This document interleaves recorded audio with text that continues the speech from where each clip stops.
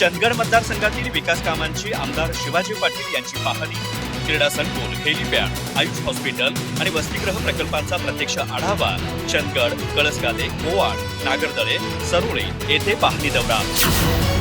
चंदगड विधानसभा मतदारसंघातील सर्वांगीण विकासाला गती देण्यासाठी आमदार शिवाजी पाटील यांनी संबंधित शासकीय अधिकाऱ्यांसह विविध प्रस्तावित विकास कामांच्या ठिकाणांची प्रत्यक्ष पाहणी करून सखोल आढावा घेतला।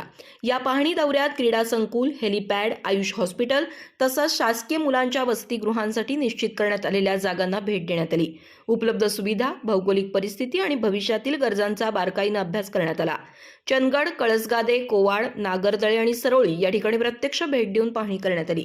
यावेळी आमदार शिवाजी पाटील यांनी या विकास कामांमध्ये भविष्यात कोणताही अडथळा निर्माण होऊ नये तसंच प्रकल्पांचा लाभ जास्तीत जास्त नागरिकांपर्यंत पोहोचावा यासाठी संबंधित अधिकाऱ्यांना स्पष्ट आणि ठोस सूचना दिल्या।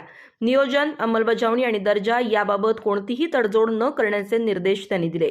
संयुक्त पाहणी दौऱ्यात प्रांताधिकारी एकनाथ काळबांडे, तहसीलदार राजेश चव्हाण, सार्वजनिक बांधकाम विभागाचे मुल्ला, तालुका क्रीडा अधिकारी मनीषा पाटील, आरोग्य अधिकारी मकानदार यांच्यासह विविध विभागांचे प्रमुख अधिकारी उपस्थित होते।